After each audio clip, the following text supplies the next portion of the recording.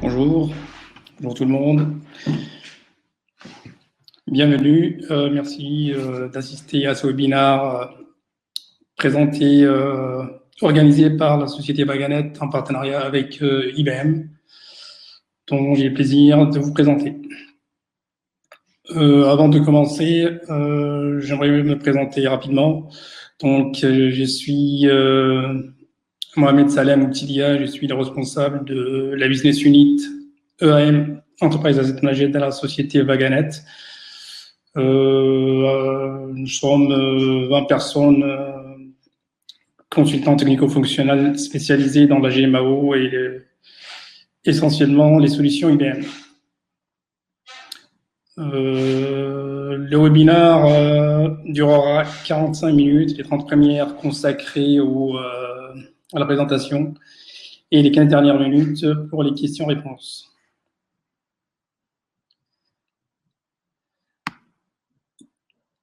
Donc, au sommaire de ce webinaire, on va parler de IBM Maximo Application Suite, la nouvelle version de Maximo. On va commencer par une présentation générale. Ensuite, on détaillera les fonctionnalités de cette application, les aspects de licence, l'architecture technique, les déploiements et la roadmap IBM pour cet outil.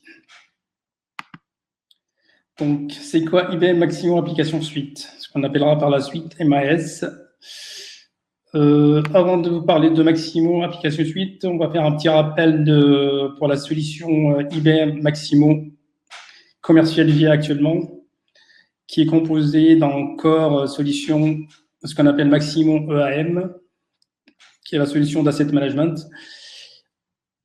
Ensuite, on a ce qu'on appelle les solutions industrielles avec transportation, nucléaire, etc.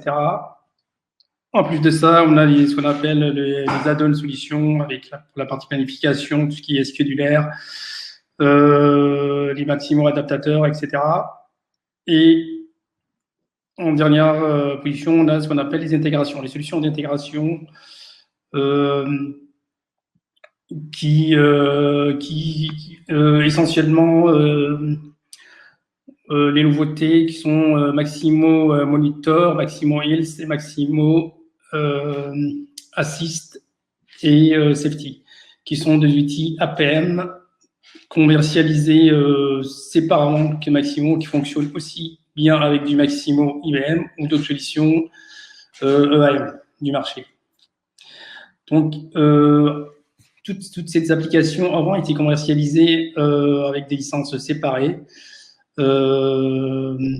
La nouveauté et les avantages de Maximo Application Suite, c'est que toutes ces applications ont été intégrées dans une seule et unique application unifiée qu'on appelle Maximo Application Suite.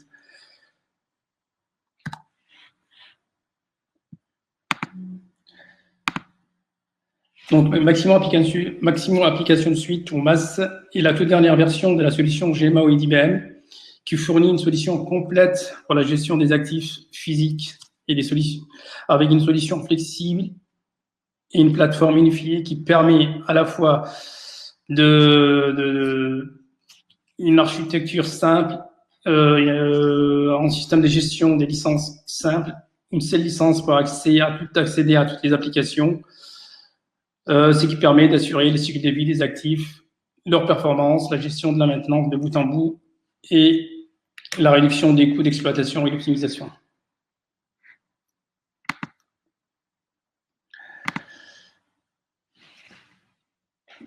La version actuelle de MAS est la 8.1.0 qui est sortie le mois d'août dernier. Elle contient actuellement 6 applications: Maximo Manage, Maximo Monitor, Maximo Health, Maximo Predict, Assist et Safety.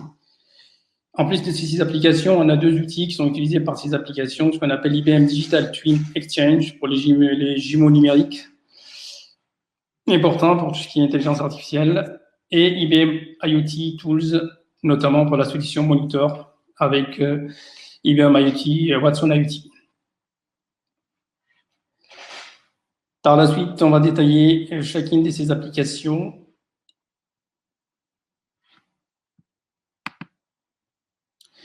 Maximo Manage. Maximo Manage, EAM, est la solution actuelle Maximo Asset Management. Elle contient la toute dernière version 7.6.1.2 et ses add-ons, ses applications industrielles. À noter que la version actuelle 8.1.0 sous Maximo Manage est installée à part, n'est pas tout à fait intégrée dans la solution MAS. Vous comprenez que l'intégration et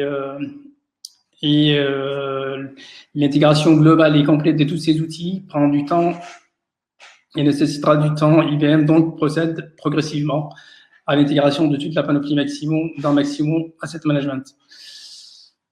À date, on a donc on a intégré les 6 applications qu'on a listées ici: Maximo Manage, Monitor, Is, Predict, Assist, Safety. Et Maximo Manage, à date, elle est intégrée dans la solution accessible via un lien HTML et avec une installation à part. Mais c'est transparent pour l'utilisateur, il y accède depuis, il se connecte une seule fois avec Maximo Application Suite et puis après naviguer d'une application à une autre. La version actuelle de Manage contient, comme je disais, la version 7.1.2 de Maximo avec les nouveautés qui vont avec, notamment la partie le nouveau drill down de l'arborescence des emplacements et des équipements, l'attachement avec dans les docklinks avec plusieurs fichiers à la fois, et aussi les arborescences des magasins, les magasins multiniveaux, et bien d'autres nouveautés.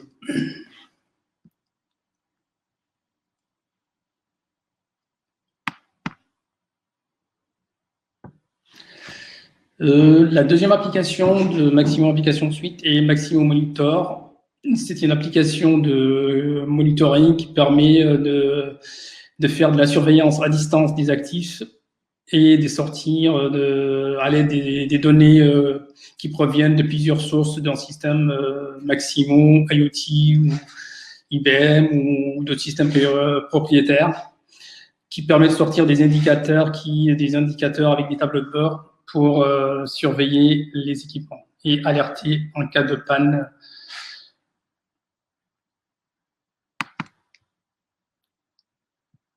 Maximo Health, c'est l'application qui permet de suivre l'état de santé des actifs pour améliorer leur fiabilité et permet d'explorer les détails des actifs d'un point de vue performance et de déterminer avec des indicateurs et des systèmes de scoring l'état de santé des actifs. Tout ça à l'aide des données collectées soit par des systèmes d'IoT IBM ou d'autres systèmes propriétaires aussi.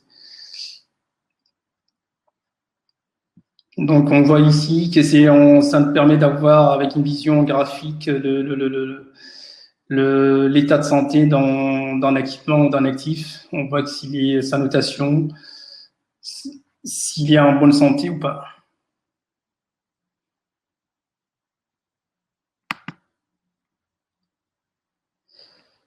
Maximo Predict. Maximo Predict utilise les données historiques et pour permettre de suivre les performances des actifs et à l'aide des historiques des pannes des actifs, de pouvoir prédire les pannes à l'avenir. Donc, ce qu'on appelle pour pouvoir faire de la maintenance prédictive. Le principe de fonctionnement de Predict est le suivant, c'est-à-dire on définit d'abord un groupe d'équipements à prendre en compte avec les données associées qui peuvent venir soit du Maximo, avec l'historique par exemple des pannes, soit des SCADA ou des capteurs. Ensuite, on développe ce qu'on appelle des modèles des prédictions qui peuvent, par défaut, Maximo Predict est livré avec 5 modèles qui sont le modèle des prédictions de probabilité de panne, la variable du contribuant le plus à la panne, les dates estimées de la panne, les détections des anomalies, les courbes de probabilité des pannes. On a aussi la possibilité des publications ou déploiement des modèles, des nouveaux modèles à l'aide d'un SDK Python. On peut visualiser les résultats des modèles dans un tableau de bord qui est mis à disposition avec des scores pour l'utilisation dans un facteur ou de score de santé par Maximo Health. Le tableau en face montre un exemple des tableaux de bord issus de Maximo Predict.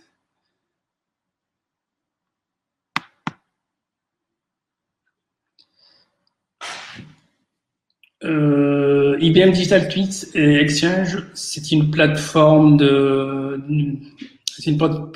d'échange et de e-commerce, d'achat des ressources, des jumeaux numériques fournis par des fabricants ou des éditeurs de logiciels qui permettent de fournir, en fait, d'avoir et d'acheter ces jumeaux numériques. L'avantage et la nouveauté avec Maximo Application Suite, c'est que lorsqu'on achète les jumeaux numériques qui nous intéressent, on pourrait facilement les importer, les exporter dans Maximo et les rattacher à l'actif concerné pour pouvoir les exploiter ensuite. C'est une nouveauté intéressante parce que qui parle d'IA maintenant avec l'utilisation de l'intelligence artificielle dans la maintenance. On a besoin de ces jumeaux numériques pour pouvoir tester et faire des simulations sur sans s'attaquer directement à l'actif lui-même.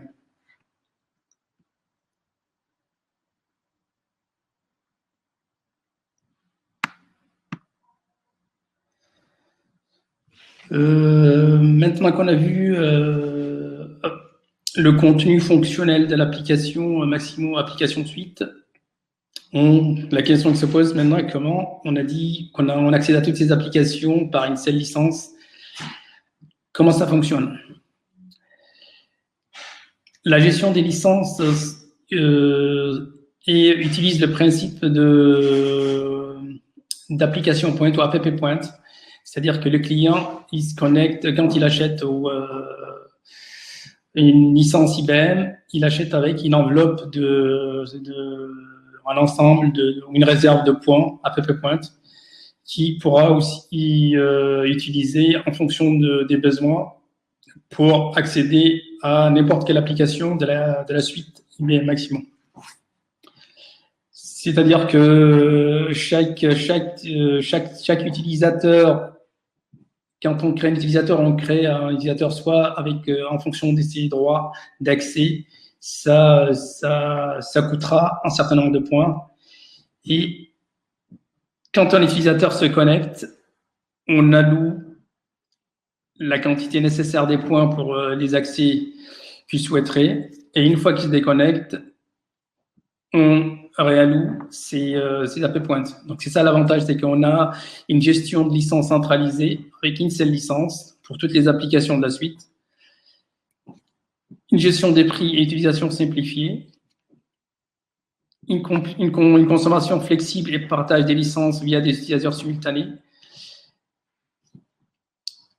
Et c'est qui facilite vraiment la tâche pour les clients. Avant, pour utiliser, par exemple, pour un client qui avait Maximo Asset Management, Transportation ou un add-on style Scheduler, par exemple, il lui fallait 3 licences. Là, avec une seule licence, on peut accéder, si besoin, à ces 3 applications. Il suffit d'activer au niveau de l'administration l'accès à ces outils qui sont déjà disponibles et installés avec Maximo Application Suite. On active les accès ou pas à ces actions par du paramétrage. Et on a un outil simple de suivi de ces app points et de leur utilisation. Par exemple, par défaut, Maximo utilise, et on a 3 types d'utilisation. On a ce qu'on appelle un utilisateur premium c'est-à-dire un utilisateur avec accès large qui permet d'accéder par exemple à Maximo Manage, à une solution style Predict ou Health. On a un user de base, de type base, qui coûtera par exemple 10 app points, qui pourra accéder à Manage et Health par exemple. Et on a des types d'utilisateurs limited qui coûtera que 5 app points, qui permet d'accéder aux 3 modules de base de Manage par exemple. C'est une utilisation très simple et facile pour les clients. Ça, c'est l'une des forces de Maximo Application Suite et une nouveauté intéressante.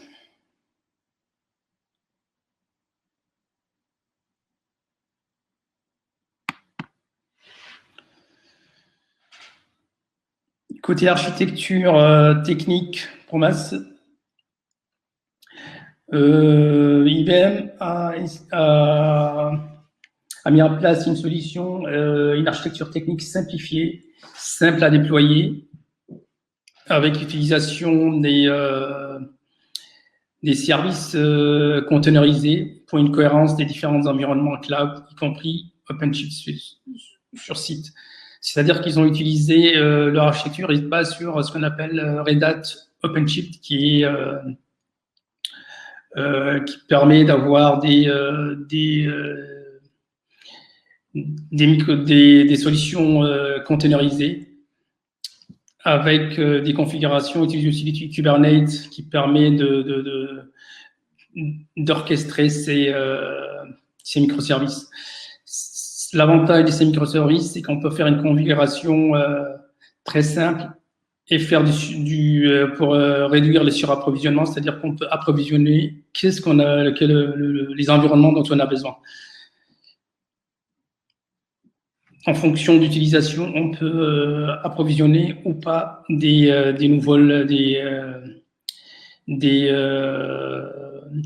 solutions. On peut faire des déploiements depuis IBM Entity Registry pour tirer parti de l'intégration avec tous les aspects de déploiement, droit, téléchargement, mise à jour des correctifs. On peut faire des déploiements optimisés, comme je disais, avec OpenShift et IBM Cloud Pack for Data. Donc, c'est vraiment une application simple à déployer et qui va faciliter la tâche ou la partie infra.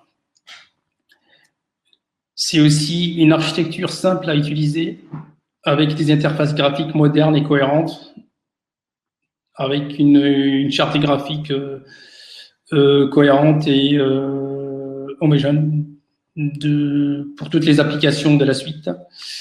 Une gestion centralisée de la configuration et des fonctionnalités en un seul endroit. On a un système d'administration centralisé où on définit la gestion des utilisateurs, la gestion des certificats, l'authentification unique, etc. On a aussi amélioré la conception de certaines applications avec la prise en compte des expériences et des retours d'expérience utilisateurs.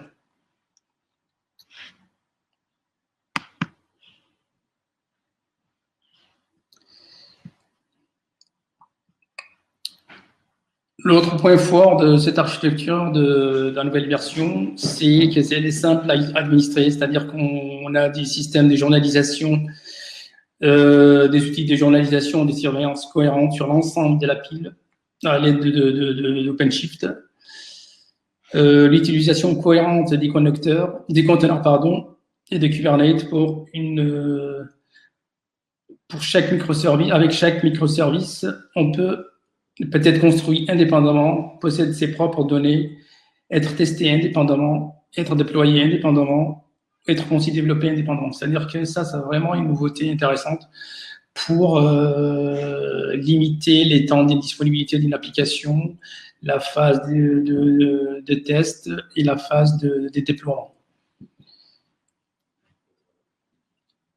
C'est aussi une architecture simple à mettre à jour, donc pour avec les mêmes outils qu'on a cités, OpenShift, Kubernetes et la containerisation. On a les mêmes outils des déploiements qui facilitent les téléchargements, des déploiements rapides, des correctifs et des mises à jour. une granularité plus fine des conteneurs et des espaces pour permettre une flexibilité et une rapidité des mises à jour.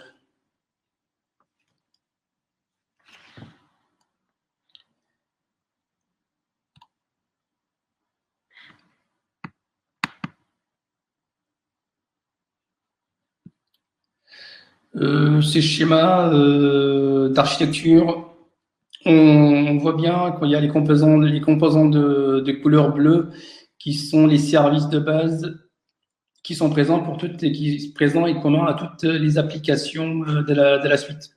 On y trouve notamment les configurations au niveau de la suite, la gestion des utilisateurs, la gestion des espaces de travail, etc. On y retrouve aussi les dictionnaires des données et l'espace de stockage commun des métadonnées, les éléments d'intégration de données interapplications, les services des licences de la suite.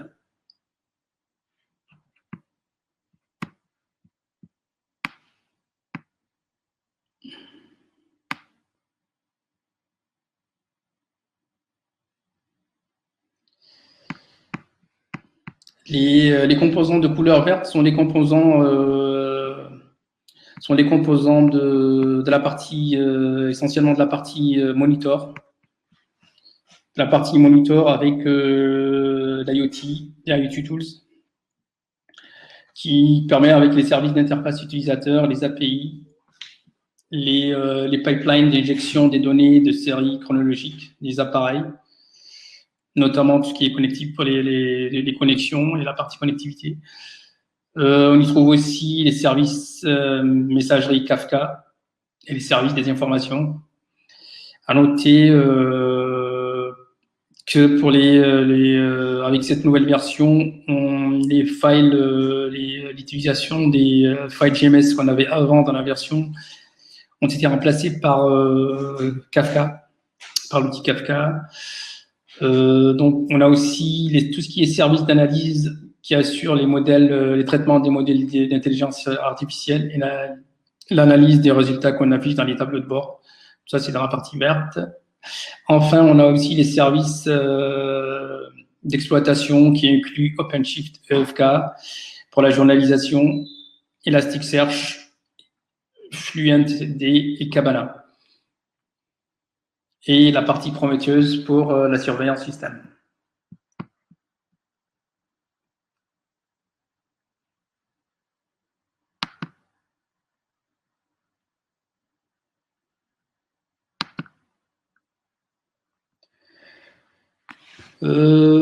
Concernant la partie déploiement, IBM propose 2 choix de déploiement pour un maximum de flexibilité, c'est-à-dire que les clients ils ont le choix entre deux solutions. Désolé, l'affichage n'est pas très bon.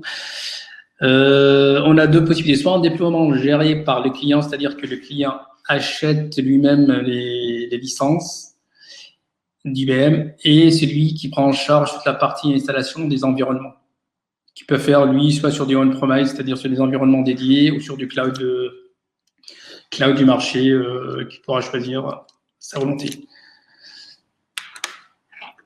Ça, c'est la première solution. Il y a aussi la partie déploiement géré par IBM, c'est-à-dire que le client achète toujours les licences chez IBM, mais achète avec aussi un service d'installation et c'est IBM qui s'occupe de toute la partie gestion des environnements, installation, mise à jour sur un cloud IBM. Chacune de ces 2 solutions a ses avantages et ses inconvénients suivant les particularités des clients.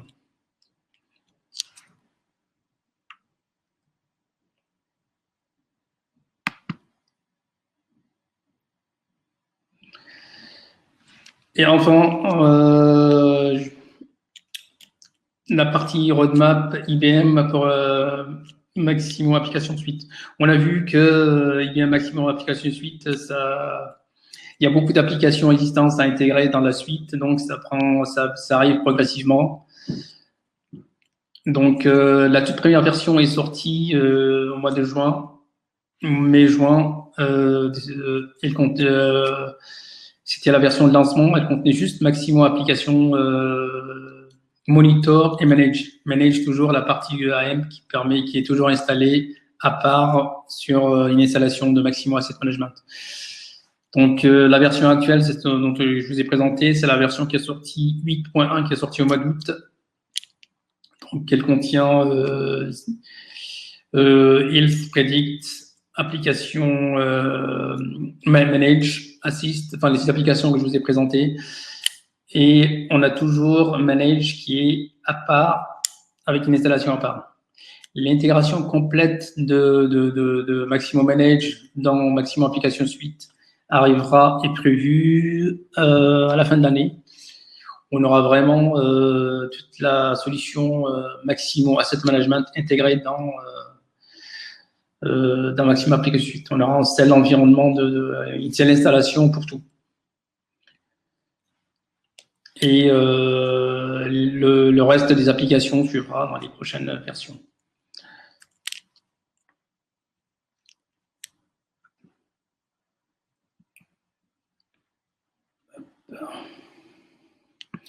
Donc là, j'ai fini la partie présentation. On a 4 minutes d'avance, donc on peut démarrer la partie questions. Vous pouvez poser vos questions par l'outil et j'y répondrai directement.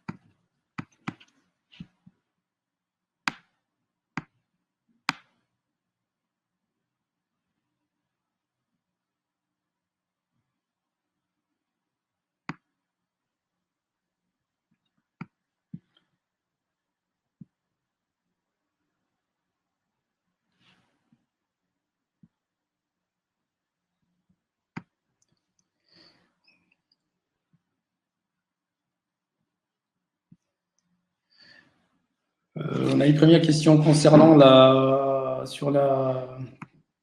gestion des licences.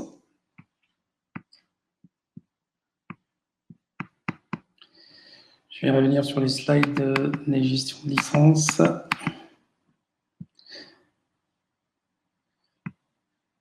La personne en question se posait la question sur comment savoir le coût de chaque application, en fait, combien ça coûte, combien ça coûtera l'accès à telle ou telle application. Donc, la réponse, c'est qu'en fait, là, je parle avec les informations fournies à date par IBM. Mais ça dépendra. Enfin, IBM fournit un catalogue de tarifs avec la liste des applications déjà disponibles dans la version de masse, ainsi que le coût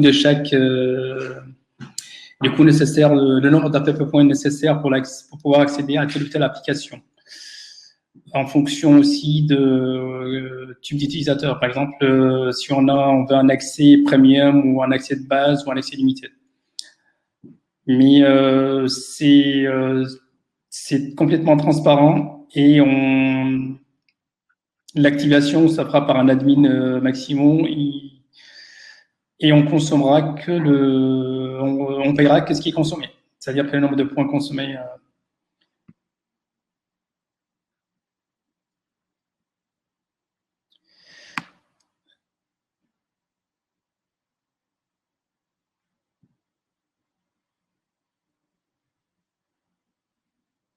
Une autre question, c'est est-ce qu'il est possible de réapprovisionner ou de diminuer le nombre de points au fur et à mesure des utilisations? Tout à fait, effectivement, comme je disais, on peut à tout moment rajouter des points si besoin, ou de toute façon, on payera qu'est-ce qu'on a consommé en fait à la fin. C'est ça l'avantage aussi de cette solution, la nouveauté de Maximo Application Suite. L'autre question concerne la durée d'intégration minimum de la solution suite. L'intégration, ça dépend de si on a déjà une version maximum existante ou pas, si on part des zéros. Mais tous les composants logiciels nécessaires sont fournis avec une installation simple et conviviale, avec une doc d'installation très à suivre. Et je dirais que pour l'installation, ça prendra, il faut compter une journée pour la partie installation de tous les composants. Une journée à 2.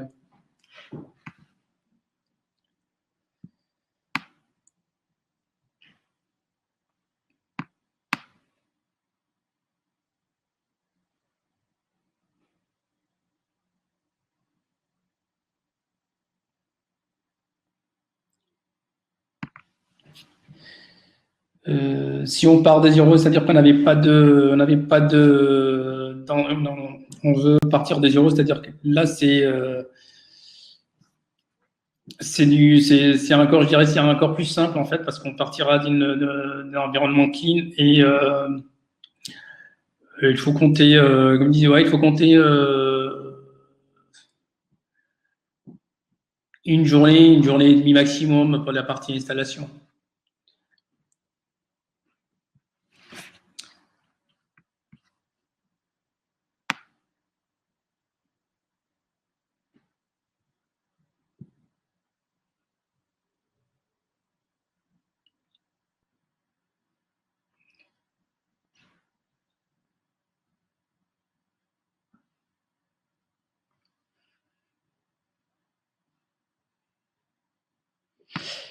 Comment ça passera l'upgrade de Maximo Asset Management vers MAS? Est-ce que c'est une installation MAS auquel suivra l'intégration du module Maximo?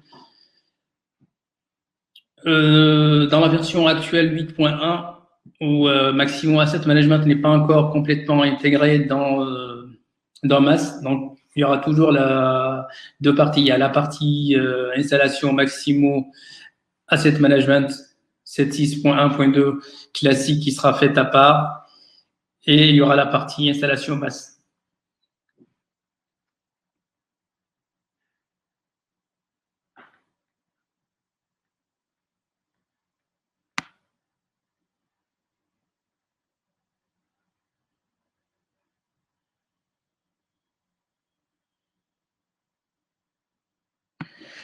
En ce qui concerne les entreprises IBM Partner, vous pensez qu'il y aura un accès des VM de démo de masse?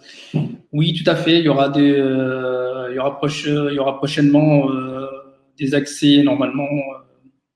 Il y a déjà des vidéos sur les sites IBM pour les partenaires disponibles qui montrent le fonctionnement des démos de masse.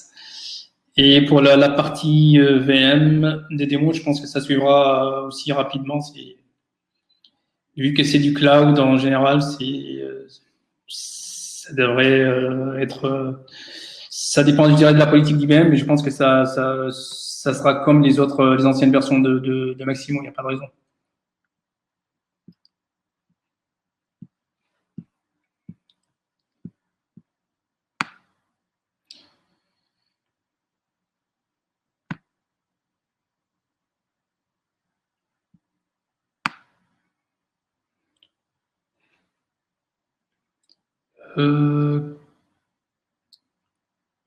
Oui, comment on y arrive? Est-ce qu'il y a une possibilité?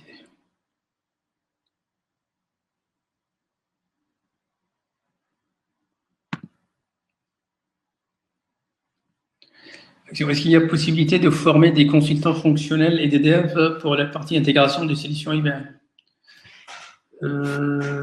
Oui, tout à fait, tout à fait. Il y a un catalogue de formation IBM Maximo qui peut être intégré assuré soit par IBM, soit par les partenaires d'IBM. Nous, côté Vaganet, on a aussi un catalogue de formation sur les solutions et IBM Maximo.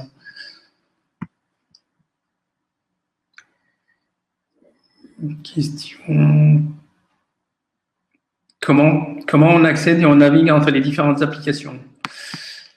Quand on se connecte, comme je disais, on se connecte une seule fois à MAS et on arrive à l'écran d'accueil qui s'appelle l'écran de navigation. On va voir la liste des applications dont on a accès.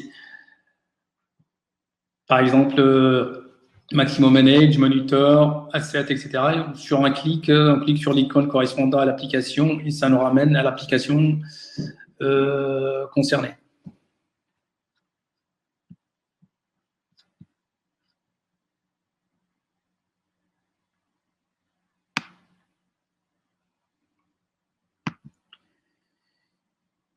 Question. Est-ce qu'il est dans la phase où Maximo Manage n'est pas encore complètement intégré avec MAS? Est-ce que les utilisateurs de Maximo, les utilisateurs sont gérés d'un Maximo Asset Management ou d'un MAS?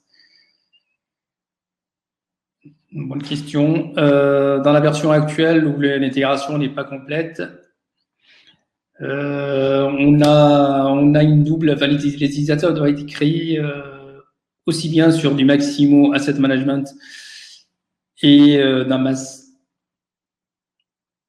Par contre, on peut créer les mêmes ID, comme ça nous évitera on pourra facilement passer d'une application à l'autre. Mais il y aura toujours la partie création d'utilisateurs d'un Maximo Asset Management à faire.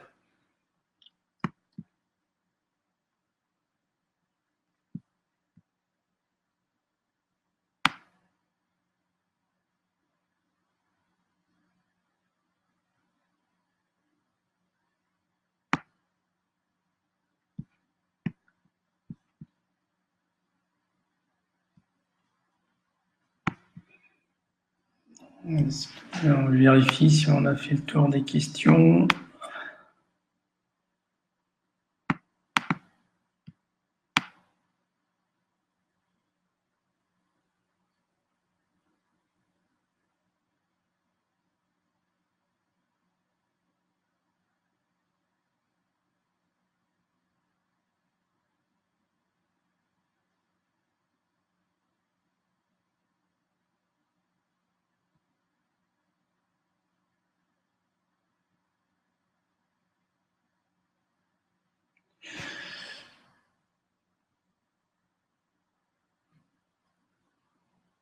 Question, est-ce que Maximo MAS peut être installé en on-premise?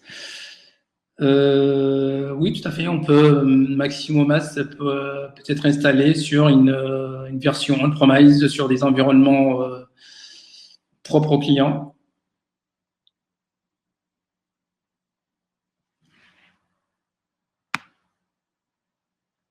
Il faut juste respecter les prérequis et les configurations matérielles fournies et exigées par IBM.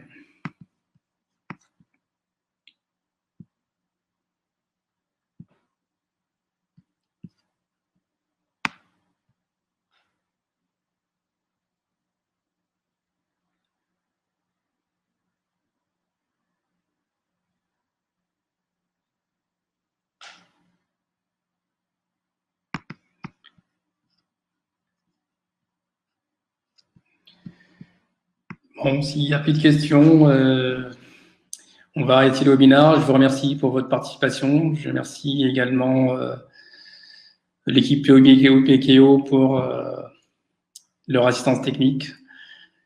Et on vous fournira nos contacts pour continuer d'échanger sur le sujet si vous avez d'autres questions. Merci, au revoir.